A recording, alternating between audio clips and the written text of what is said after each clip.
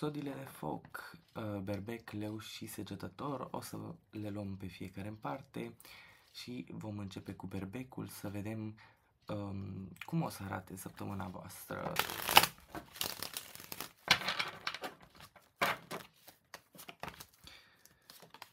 Deci, vă aflați momentan într-o energie de rege de monede, ceea ce mi indică mie că sunteți, totuși fiind răsturnați, sunteți într-o perioadă nu tocmai echilibrată pentru voi. Poate lucrurile se mișcă mult prea lent decât v-ați fi dorit voi, da?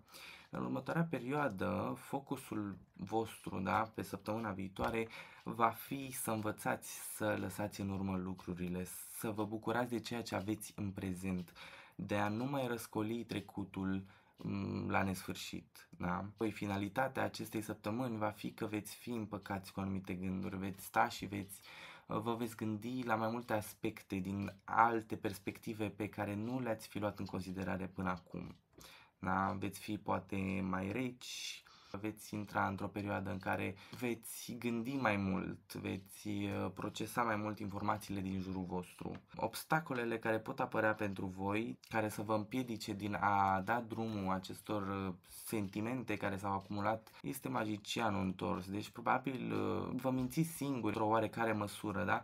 Nu vreți să recunoașteți anumite lucruri pentru că vă considerați atât de buni, vă considerați deasupra tuturor și considerați că puteți să scăpați așa peste noapte de absolut orice problemă.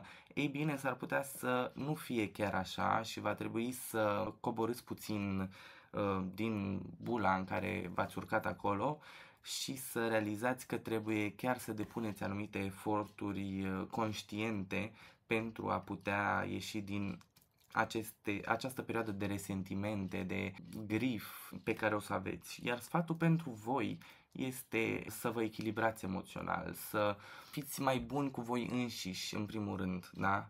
Foarte mult vă certați singuri în ultima perioadă pe planul ăsta emoțional. Trebuie să învățați să luați lucrurile mai încet, trebuie să învățați să lăsați lucrurile să curgă așa cum trebuie. Dacă trebuie să renunțați la anumite aspecte din viața voastră pe planul ăsta, emoțional mai ales, atunci lăsați-le să plece, nu mai forțați lucrurile să rămână așa cum vreți voi, nu mai încercați să controlați situația din toate punctele de vedere. Hai să vedem pentru voi leilor săptămâna viitoare cum va arăta.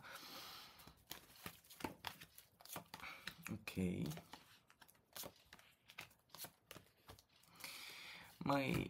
Voi vă aflați într-o poziție de regină de cupe în care dați foarte mult, sunteți foarte empatici cu persoanele din jurul vostru, oferiți foarte mult persoanelor din jurul vostru și asta va aduce un câștig, da? Pentru că focusul pe săptămâna viitoare al vostru va fi câștigul, da? Câștigul de bani, petrecutul timpului în familie, dar cert este că ori primiți o sumă de bani, ori oricum culegeți roadele acestor perioade în care ați fost foarte empatici cu persoanele din jurul vostru. Rezultatul, să zic așa, al săptămânii voastre va fi că veți descoperi foarte mulți dușmani. Vor ieși la iveală foarte multe minciuni și foarte multe lucruri care vă erau ascunse până acum.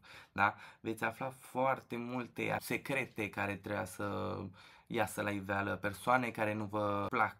Iar piedicile care pot apărea pentru voi în următoarea perioadă sunt exact această structură de stres, de mult prea multe gânduri, de anxietate foarte mare care poate fi provocată de Cartea Lunii, care vă va arăta ceea ce trebuie să vedeți cu adevărat. Veți fi într-o perioadă de overthinking foarte mare. Cam astea vor fi piedicile voastre. Iar sfatul vostru care se oferă de la univers este diavolul. Și cum văd eu diavolul ăsta în această poziție a cărților, vă reamintește că puteți să vă eliberați de absolut orice structură mentală care vă blochează, care vă oprește din a evolua. Vă reamintește că puteți scăpa singuri din lanțurile pe care s-ar putea să intrați pe planul ăsta. Hai să vedem și pentru săgetători ce vă așteaptă pe voi, săgetătorilor, săptămâna viitoare. Interesant aici. Pentru voi. Lucruri frumoase și pentru voi. Săgetătorilor, voi ați făcut un pic exces aici. Chiar dacă avem cartea temperanței care vă reprezintă pe voi în prezent, ea este întoarsă. Deci, probabil au existat anumite excese pe care le-ați făcut. Din anumite puncte de vedere, poate ați forțat nota în legătură cu anumite situații, în legătură cu anumite persoane sau în legătură cu anumite relații aici, da? Cert este că focusul principal al săptămânii următoare va fi să învățați să primiți ceea ce trebuie să primiți la momentul corect, da? Să încercați să nu mai forțați lucrurile. Veți vedea foarte posibil multe sincronicități și veți primi mesaje de genul ăsta divine. Va trebui să învățați să lăsați lucrurile să curgă așa cum vin de la sine, să nu mai încercați să tot forțați anumite aspecte ale vieții voastre, da? Iar rezultatul va fi o mai bună legătură cu anumite persoane din jurul vostru. Veți putea forma legături mai puternice dacă trăiți în prezent, da? Dacă lăsați să vină lucrurile de la sine.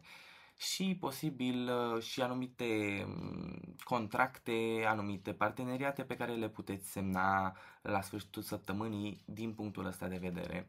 Piedicile la voi pot apărea din lipsa de comunicare. Este comunicarea puerilă, vă comportați la nivel mental și la nivel verbal ca un copil și trebuie să învățați să vă maturizați puțin din punctul ăsta de vedere. Iar sfatul pentru voi, încercați să vă acomodați cu mișcarea mai rapidă a lucrurilor, încercați să țineți pasul cu lucrurile, găsiți-vă energia necesară pentru a ține pasul cu toate lucrurile care se întâmplă, pentru că se vor întâmpla foarte repede, da? Într-o dinamică foarte rapidă pentru voi și va fi foarte important să învățați să țineți pasul cu aceste schimbări. Cam asta a fost și pentru zodiile de foc. Nu uita să dai un like, să dai un share și un save dacă ai rezonat cu etalarea. Din nou repet, sunt etalări generale, nu pot rezona cu toată lumea, dar mă bucur foarte tare dacă ai rezonat cu ele. În următoarea perioadă voi încerca să pun taroscopul în fiecare săptămână, mesaje zilnice pe zodii. Deci dacă vrei să fii la curent cu toate etalările pe care le voi pune în următoarea perioadă pe TikTok, poți să-mi lași un follow și atunci o să primești și o să înveți videoclipurile pe For You mai des.